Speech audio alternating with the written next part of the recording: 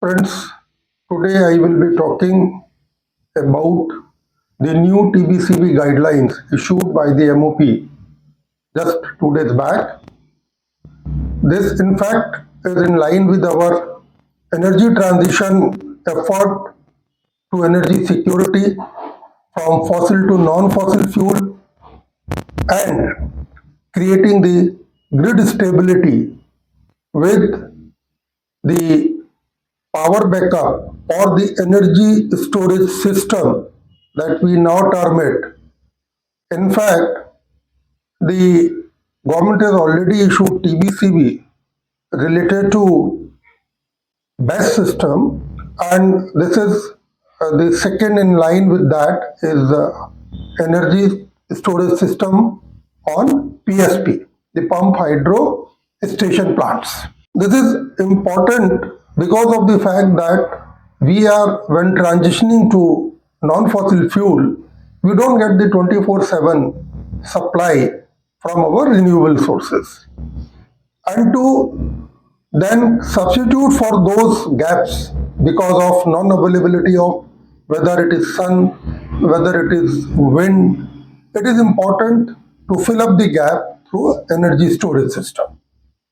And that is where this new guideline for TBCB has been issued, particularly to ensure that there is a transparent system, there is a win-win situation for the developer and the customers or end users, while ensuring that the projects they don't get delayed because of the opacity in the bidding process, which used to happen some time back. Now, most of the things, because the MOP has been doing it on the basis of TBCB, which has improved the efficiency and transparency. If I go into the little back on this, why this all is required, if you remember that not far back, almost somewhere in 21-22, the power prices were very, very high on the power exchanges to the extent that somewhere around 20 rupees per kilowatt hour.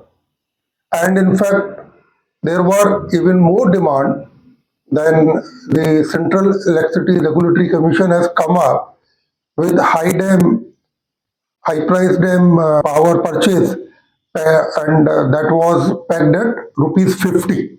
Though there has been no trade on that, absolutely not a single power contract was, or I would say the purchase happened at that rate, but there was a mad rush for the power requirement, particularly in peak hours, which in fact then in 2022, CRC has again issued one order, in fact 23, wherein it has reduced the cap of 20 rupees of all kind of power, whether it is RTM, DAD, GDAM, whatever, that has been capped at 12 rupees per unit.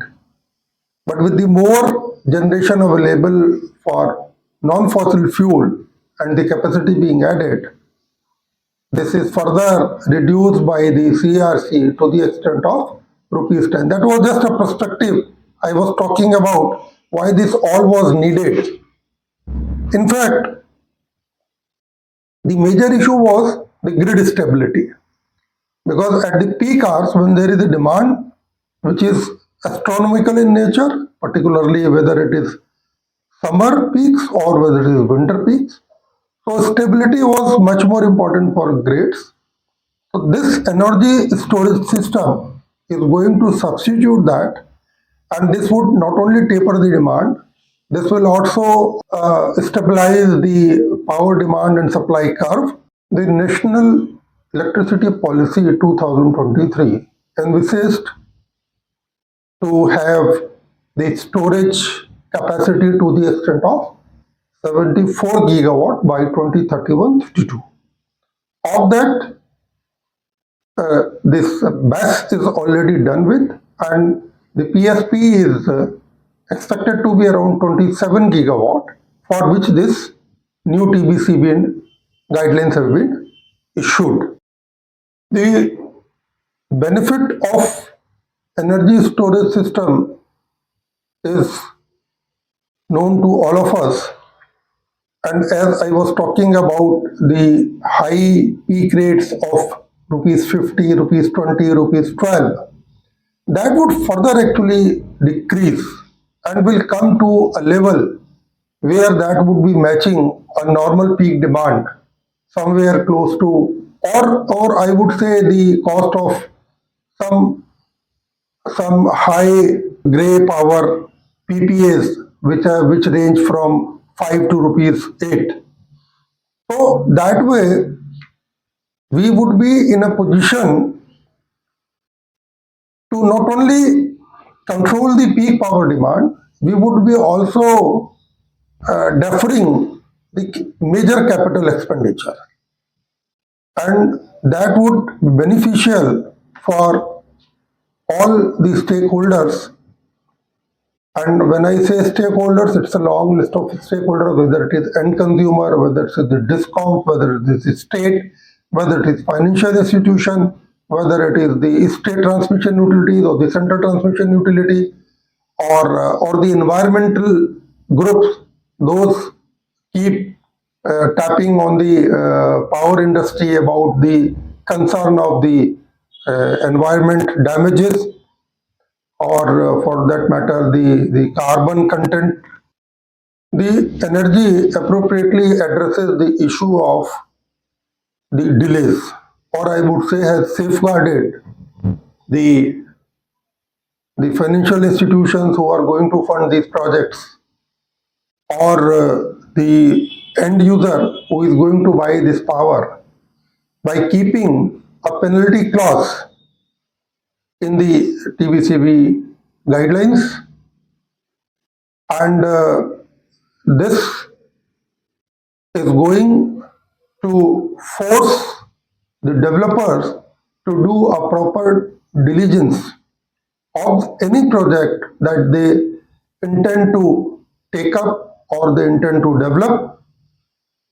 It is also not out of place to mention that the cost of a per megawatt energy storage system in PSP is somewhere 6 to 8 CR, which is very much close to the normal gray power new capacities.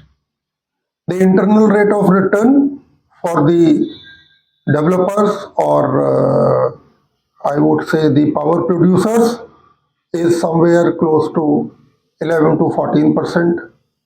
The payback period worked out, considering the OPEX also, around 12 to 15 years, which is very good for the power industry.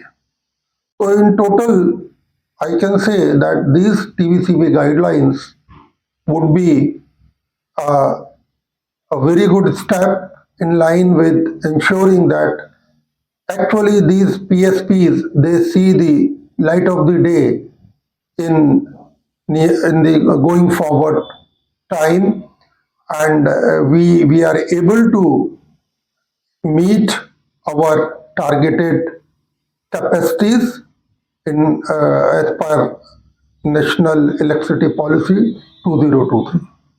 Thanks friends for watching this video. I would be coming back again on some other topic in a few days time. Thank you very much. Thanks a lot.